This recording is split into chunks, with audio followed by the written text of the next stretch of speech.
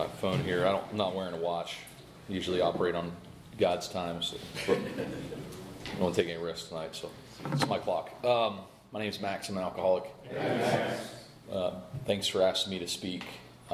It's truly always an honor and privilege, and you hear that a lot, but I don't ever want to forget the first AA meeting I ever went to, and I remember sitting outside smoking cigarettes and kind of pacing back and forth, looking through the window and scared to death to go inside and thinking how none of these people are like me, and attending that meeting and thinking that I had nothing to offer anybody and that couldn't imagine staying sober or my life getting better, and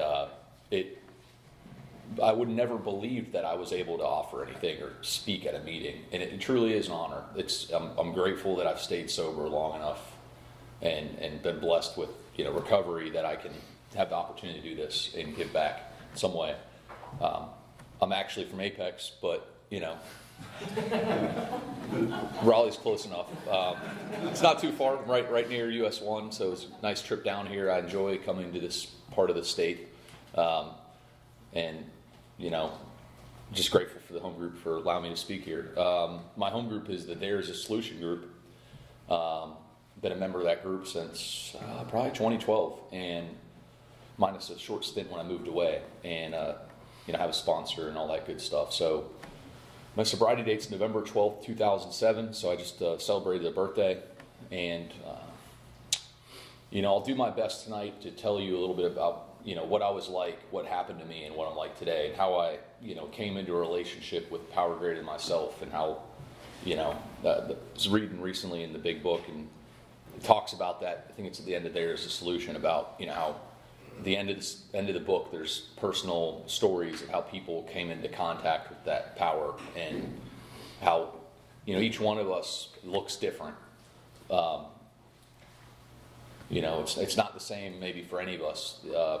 Was talking with some friends recently. Actually, Blake was there. And we were talking about an influential moment in your sobriety. What happened? Spiritual experience. What it looked like. And of the people who shared on that, none of us had the same experience, but it was just equally as profound. That's what's beautiful about this, is that God meets us where we're at. If we open ourselves up to Him, He reveals Himself and doesn't make hard terms with us.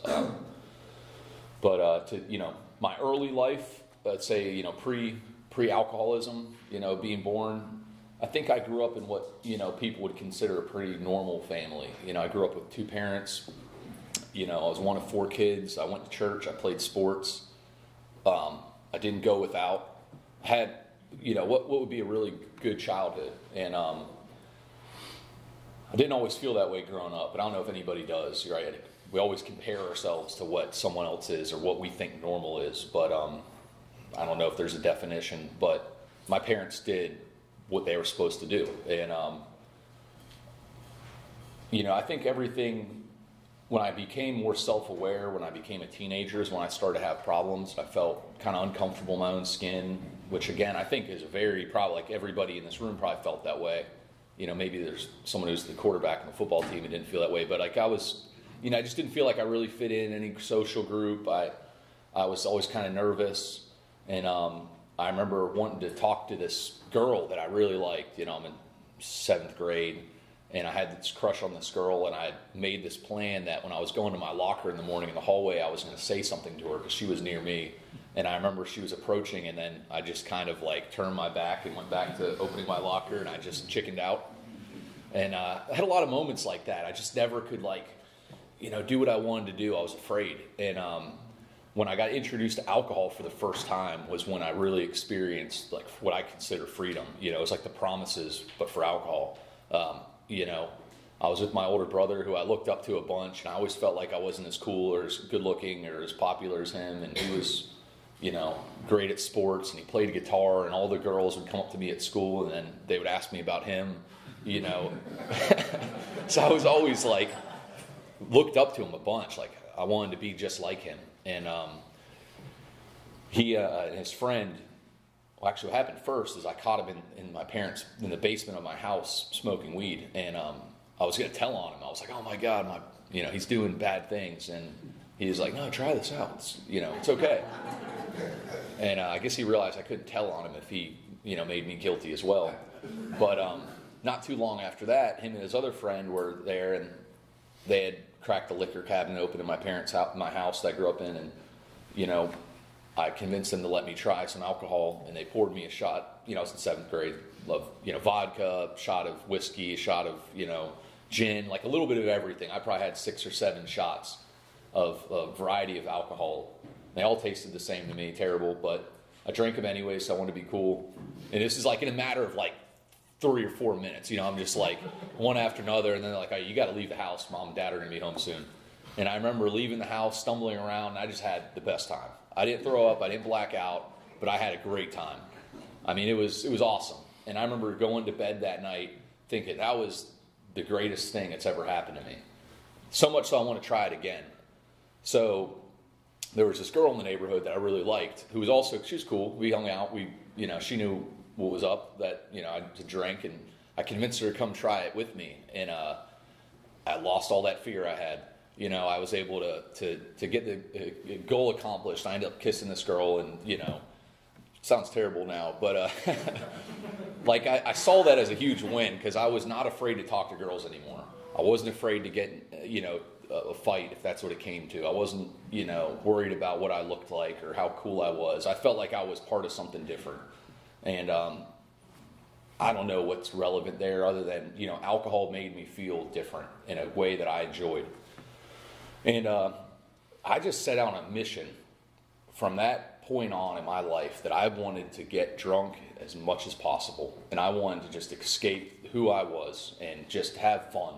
I just thought it was the greatest thing. I was not good at a lot of things in life. I was kind of average, and I realized I was really good at drinking. And that became my hobby, my interest, my skill was trying to be the best at drinking alcohol. And, of course, right away I kind of started to have some troubles. I didn't want to play sports anymore because I wanted to go hang out with my friends and get into trouble. And I started getting in trouble with my parents, and then I started getting in trouble with the cops, getting caught doing something. And, it's just like immediately the lies, and like I can actually look back at that point in time, and I remember my parents wanted me to go to church with them like I always did, and I no longer wanted to go to church. I no longer felt comfortable sitting in there.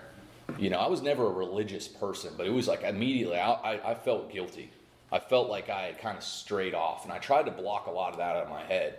The longer I did that, drank, and went down the path of alcoholism, as I tried to really block out that, idea of right and wrong, and I was doing the wrong thing. And I started to tell myself those lies, that the big book talks about, that we, become delusion and imagine our life being the only normal one.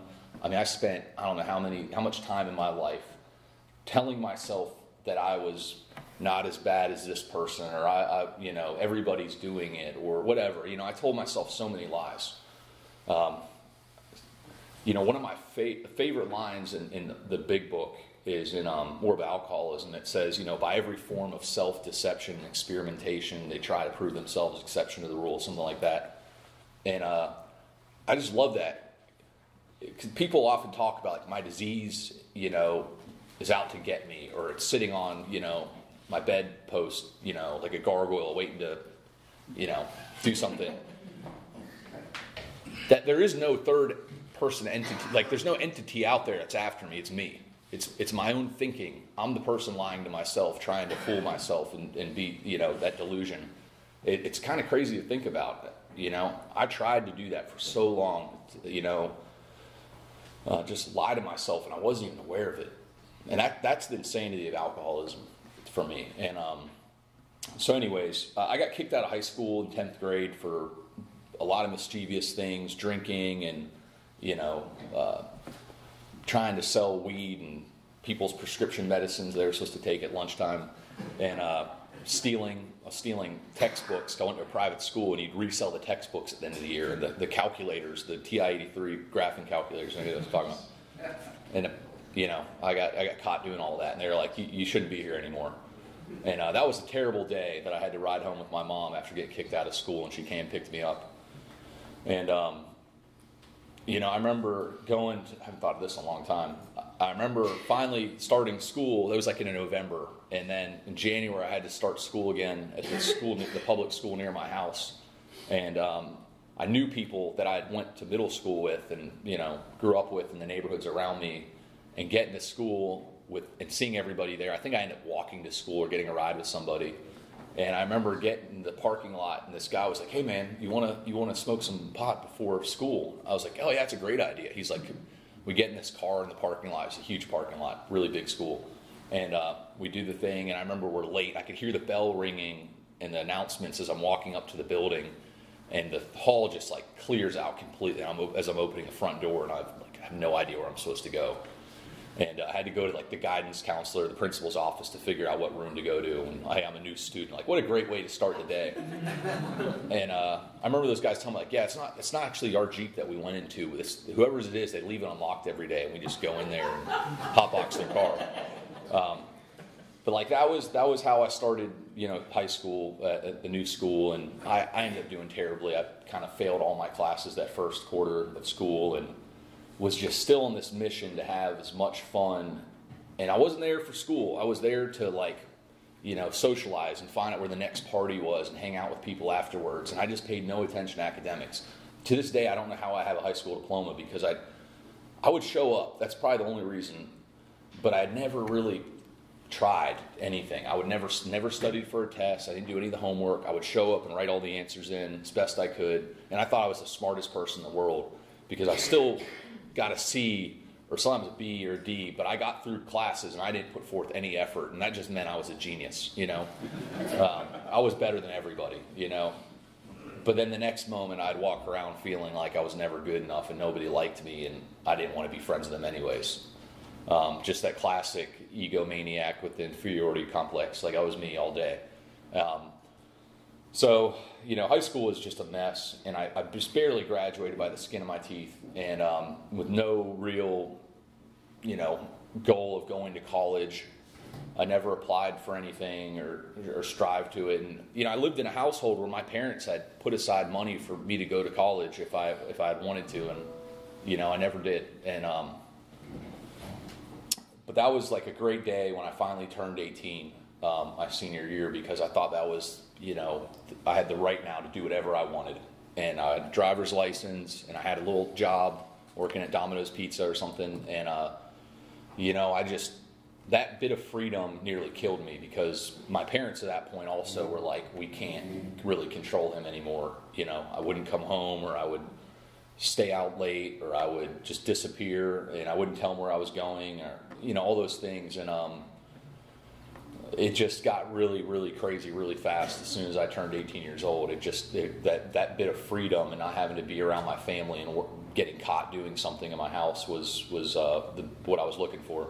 And I got this job. It was the best job I had while drinking. I worked at a hotel, and my dad knew somebody and got me a job at this hotel near the airport. And I would come in at 4 when I was supposed to come at 3. I would come in at 3 o'clock. And my job was to basically, I would bake the cookies at the front. I would get the happy hour ready for 5 o'clock, which consisted of me making the food in the little back in the microwave or whatever, the little oven, and then setting out all the wine and beer, which was the best part. There was a whole closet just full of alcohol, and I would help myself to, a couple glasses of wine or a beer, chug that down real quick. And then when people started calling to get picked up from the airport, I would go get them.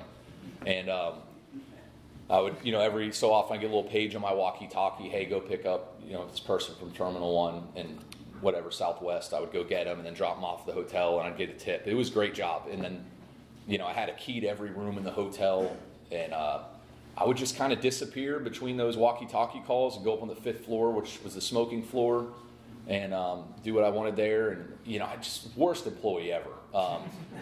It's a miracle that I never, killed anybody, that I never got in trouble for driving under the influence while picking people up from the airport and dropping them off at the hotel or their office. And,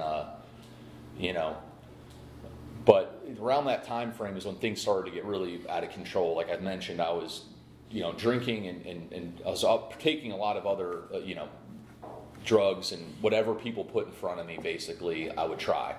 And things started to get really bad where I started to have like the physical withdrawal, and I had to drink.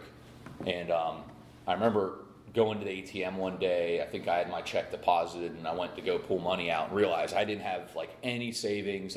I pulled out what little bit was in there, probably almost over withdrew it, and like kind of had this moment, you know, when you kind of have like a little, called a moment of truth. It wasn't that serious yet, but it was like, man, I haven't saved a dime. I have zero interests or skills. I'm going nowhere. I just failed all my classes in the community college again for the second semester. You know, I had pending charges. Someone had just thrown a brick through the back glass of my the rear window of my car. You know, it was just I saw my life for what it really was, and even had one of those moments of like everything they told me in those like drug awareness classes about alcohol and drugs was actually true, that I couldn't control it. And I thought if I just moved and got away from everything and everybody that I knew, the town that I grew up in, the reputation I had, you know, started over fresh, that my life would be better. I don't know if anybody's ever had it. That geographic sounded like it was the best, you know, it'd fix all my problems. I was going to community college at the time. I was going to Wake Tech, and I didn't do good. Like I just did really bad. I would start off strong. You know, I showed up to the first couple of days of classes, but in college, they don't care if you're not there. There's no one there. You don't get detention if you don't show up to class. They just, you know, give you a 0. And I thought that was pretty awesome.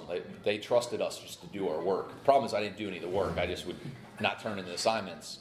And it's pretty scary because I'd show up and I'd see this long list of stuff I was supposed to do, and then here's a research paper after I asked to be 3 pages long. And I would just get so overwhelmed with fear, failure, and worry that I would just withdraw from the class. I would stop going to school. And I did that for 2 semesters in a row in Raleigh, Wake Tech. And so when I had that moment of clarity, it was like, I need to start over fresh. It's everybody here is the problem. So I moved to Boone, North Carolina. I thought that would be a great place to just do the right thing. And like there's nothing there to get me in trouble. And I enrolled in the community college up there with the thought, and my parents actually helped me out there. Like, we'll get you an apartment, we'll pay for your tuition, and you know, you'll do great or something. You know, I mean, they were really worried about me. I was not a great relationship with my family at the time. They were really, really concerned about me. So I went up there, high hopes. I remember the first day of class, I showed up and just thought, you know, it would be easy to start over. And I remember sitting in that room of people, not knowing a person, and just being terrified, and seeing the teacher lecturing and you know, signing things. And I just thought, I can't do this. And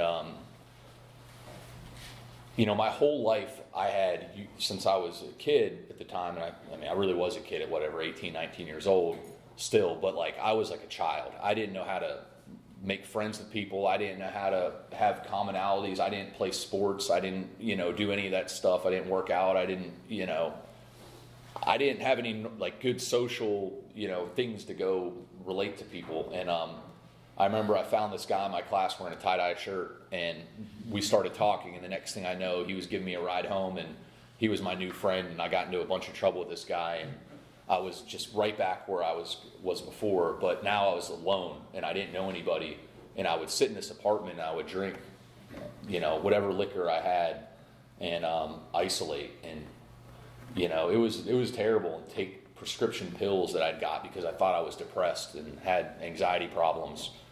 And, you know, things just, I stopped going to those classes. I stopped showing up. I stopped taking calls from my parents. And I just got to this really terrible place. And you know, after the spring semester, I was like, I got to get out of here. And I moved back home.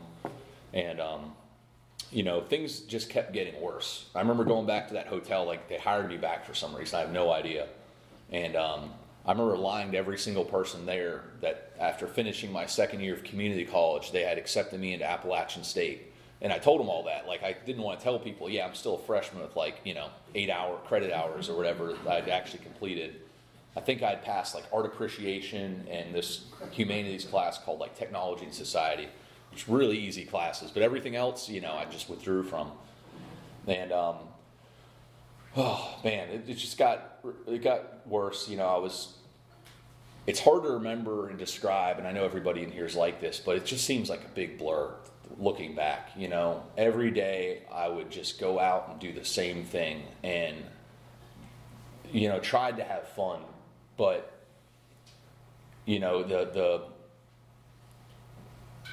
the good time that I was always chasing just never seemed to happen again. I always reminisced about when things were perfect. It was probably one of the first times I ever drank. I was still thinking about how it would fix all my problems.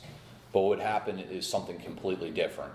And I always blamed the people I was with and, my family and my upbringing and, all these different things were the problem. I never thought alcohol was my problem. I actually thought alcohol was the only thing that made me normal.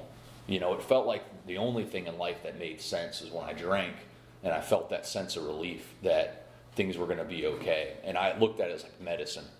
But it was around that time, I moved back to Boone after the summer and went up there with a friend of mine and shared an apartment with him, which turned out to be a total disaster because he was just like me. And I remember thinking I had serious mental problems at that point. There had to be something wrong with me. I have to have anxiety problems. I'm depressed. It's the ADD that's keeping me from doing good in school, whatever. And I started going to looking, found this doctor in town, a psychiatrist that I started visiting, and convinced him of all these problems. And of course, before I went, I don't know if there's anybody in here like me, but I read the manual that the psychiatrists use. It's not hard to find the diagnostic manual that they diagnose certain psychiatric disorders with. And I picked out the ones that I knew would prescribe certain medications because I knew what I needed.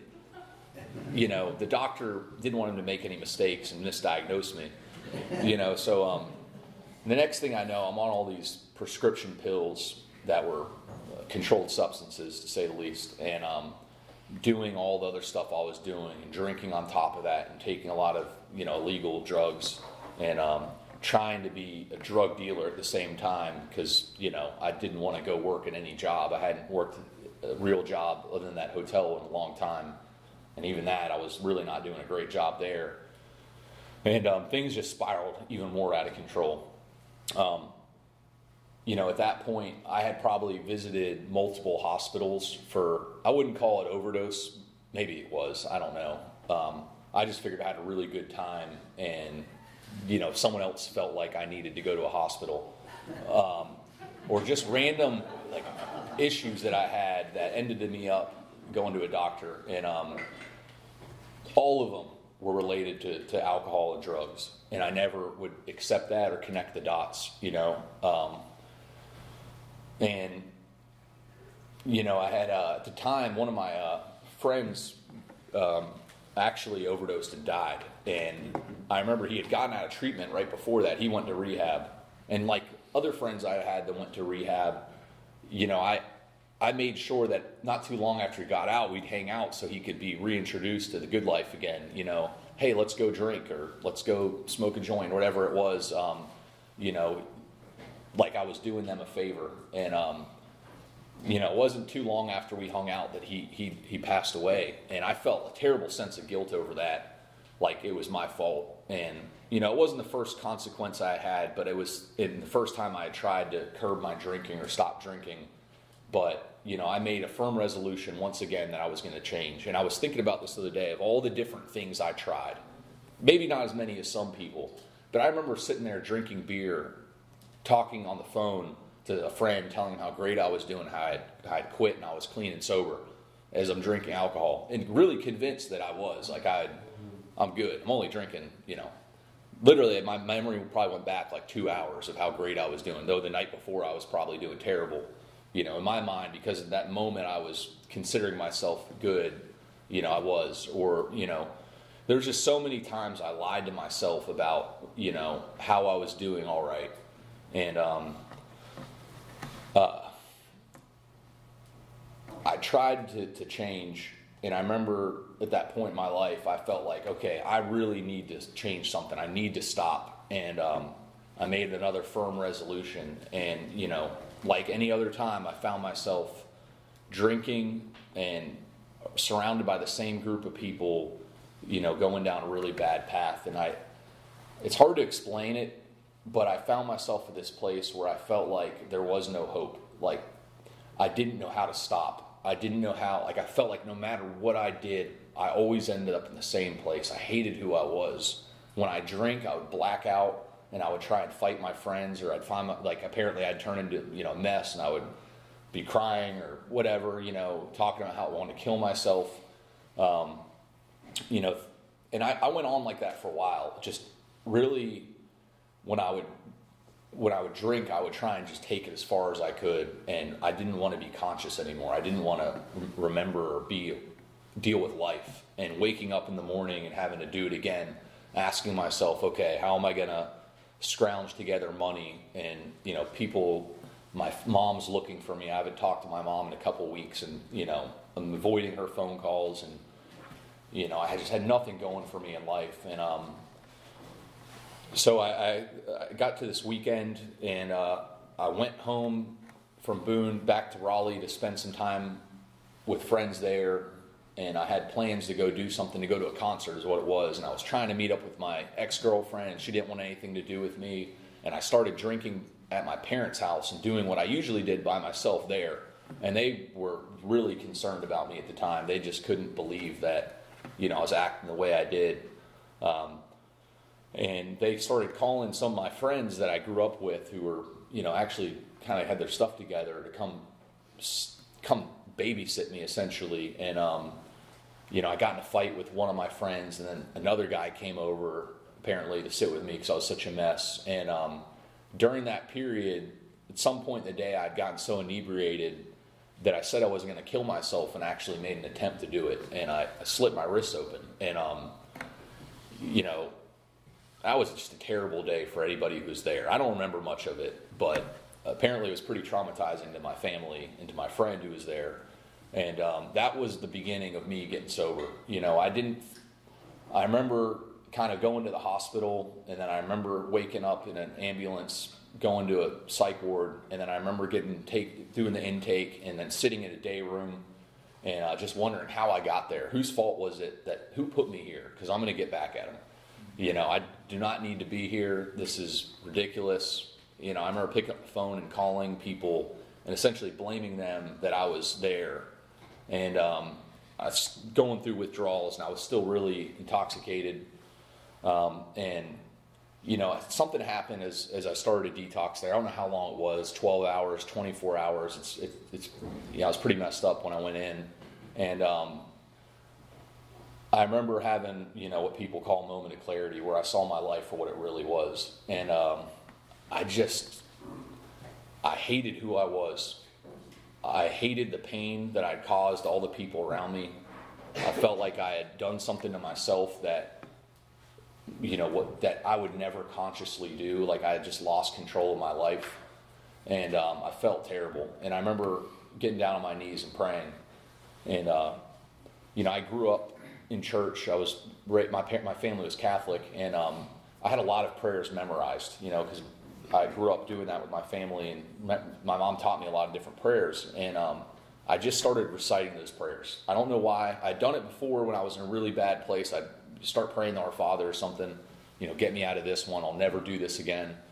And something was different that day. And I never drank alcohol again from that point on.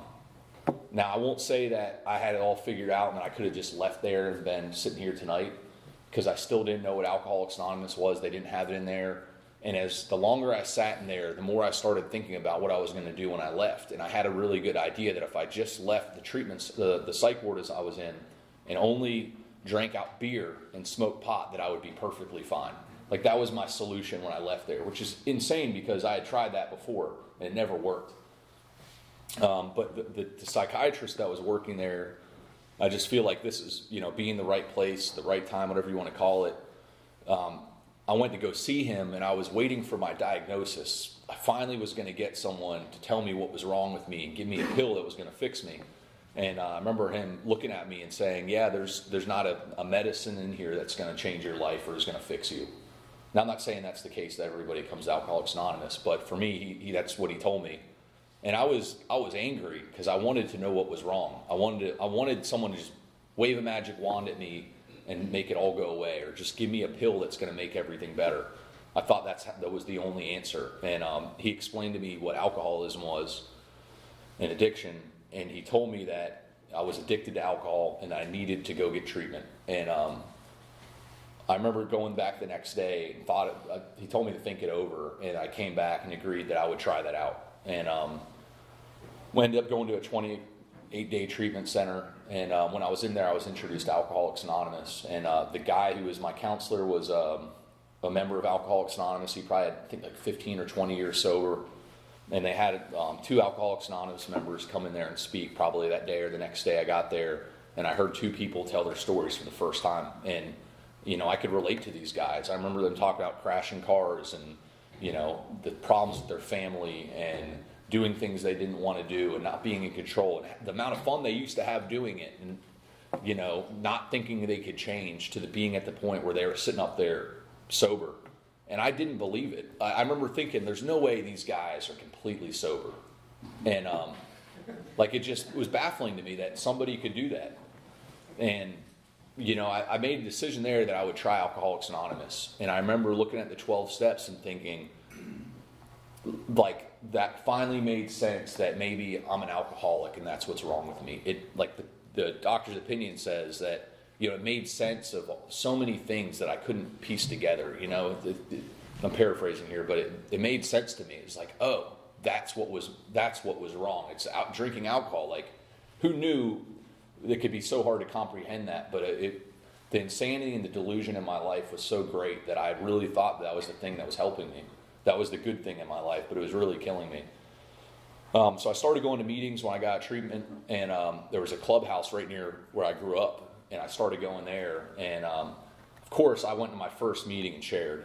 I remember the topic was like the Serenity Prayer or something, and I shared my insight on what the meaning of that prayer was and how helpful it is and how people should use it in their lives. I mean, that's the kind of person I was when I came to AA. It's pretty scary, but I kept going to meetings, and I felt terrible when I left treatment. I mean, I had legal problems. I no longer had a driver's license. I had court dates coming up. I didn't have any money.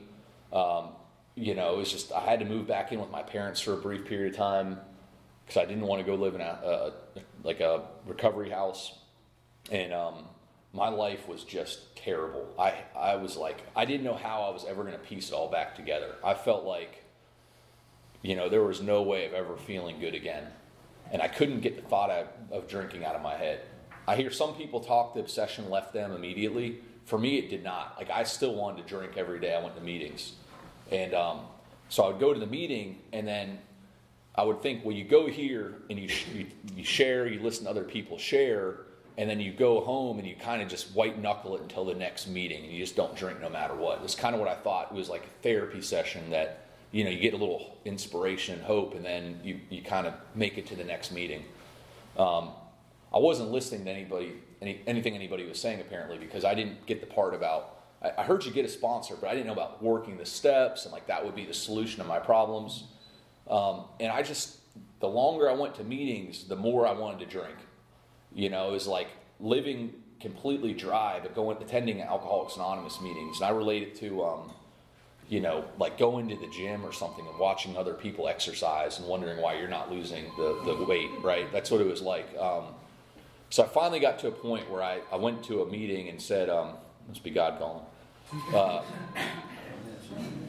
If this is what Alcoholics Anonymous is, I don't want this. This is never going to work for me. I shared that in a meeting, and a guy, he looked at me and was like, hey, after here's my number. Why don't you call me tomorrow? I'm going to come pick you up at your house at 6:30, 7 o'clock. And I had gotten so desperate at that point because I was so miserable that what felt to me is that living life sober was worse than being drunk. It really did. At least drinking alcohol, I could, make all my problems just disappear, kind of be unconscious and obliterated. But, I felt everything being sober, and I hated who I was. I was really resentful.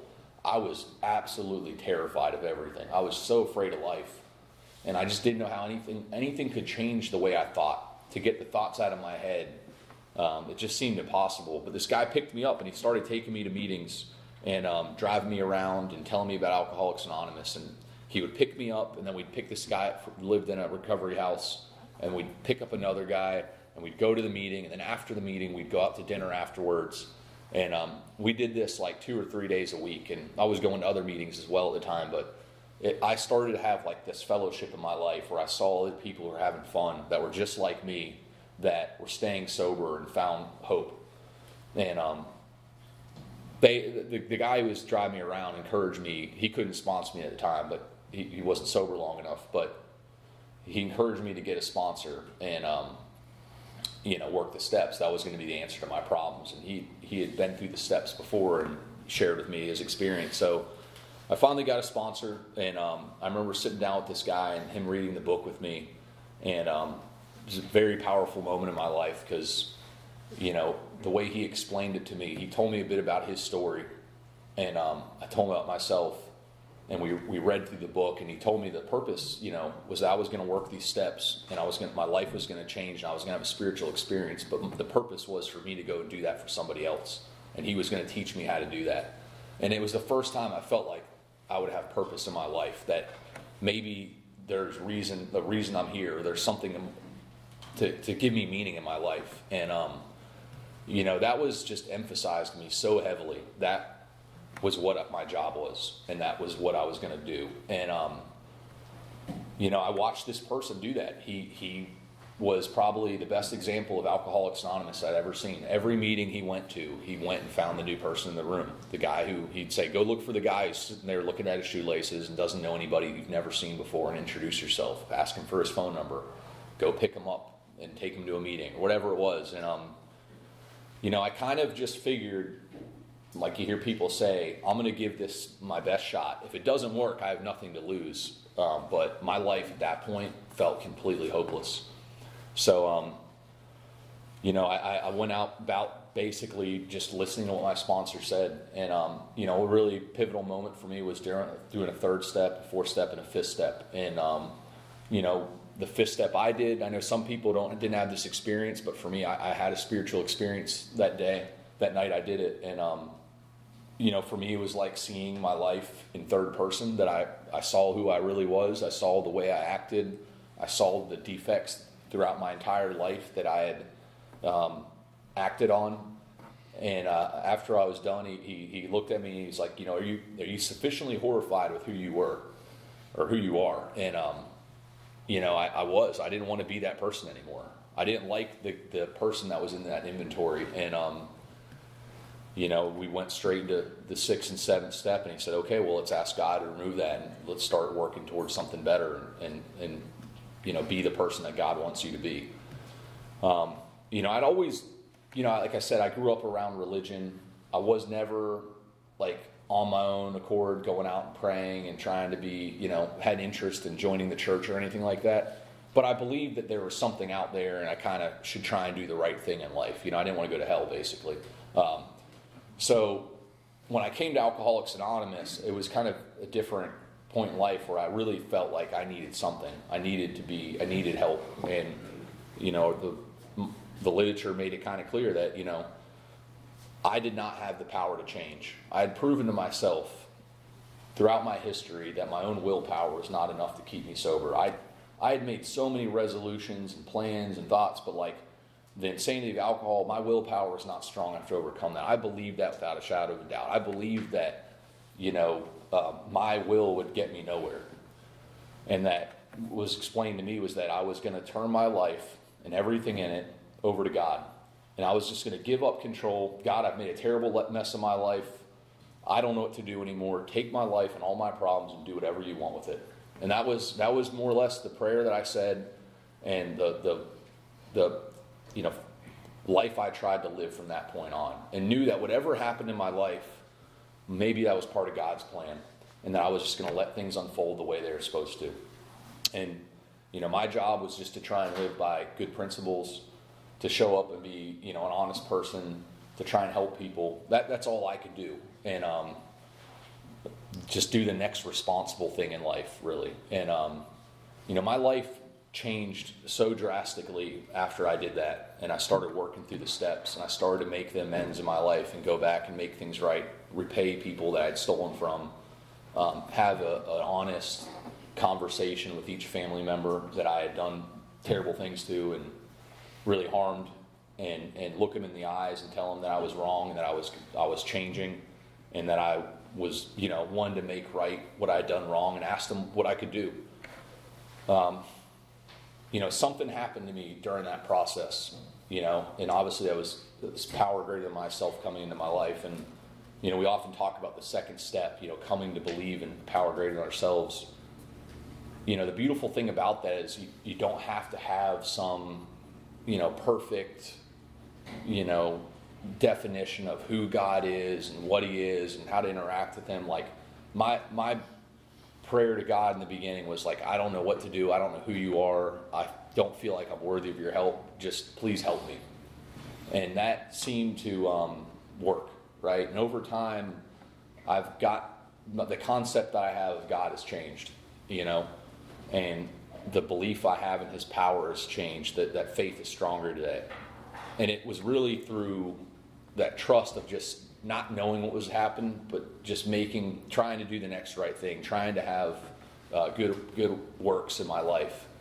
And what happened was that I always seemed to be at the right place at the right time, or things that I worried about just seemed to kind of disappear, or some third alternative just kind of came out of the ether at the 11th hour, and everything worked out the way it was supposed to. And I started to realize that when I kind of tried to live in God's will, no matter how limited my belief was, that things just seemed to be good. They seemed to work out. And it's such a relief to live life that way. And sometimes just when you have a really big problem, just kind of laugh at it and say it doesn't even matter. It's just my own perception of it, or it's my belief, about how big this problem is. No, it doesn't really matter. What's the worst that's going to happen if you just let this problem happen?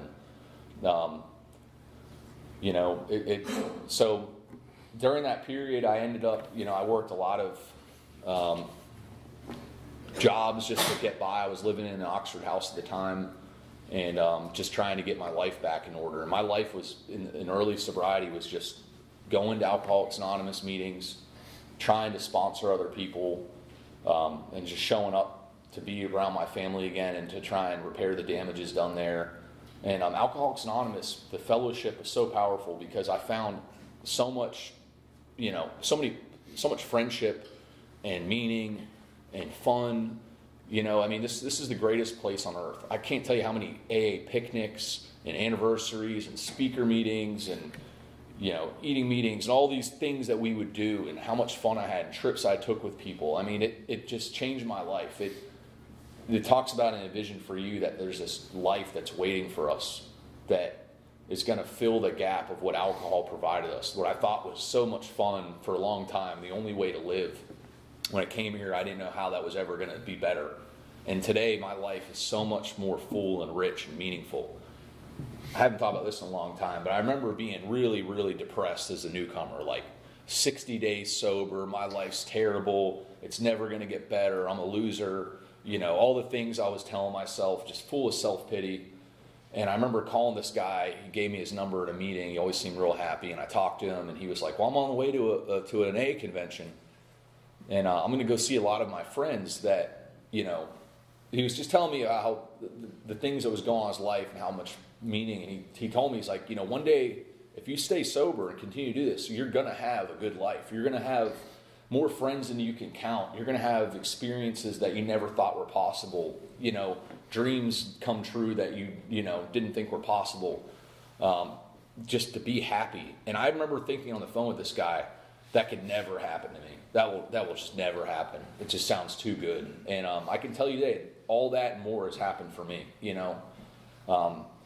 I ended up eventually going back to school, to that same community college that I failed out of, and learning, starting over at the very beginning, and completing an associate's degree there.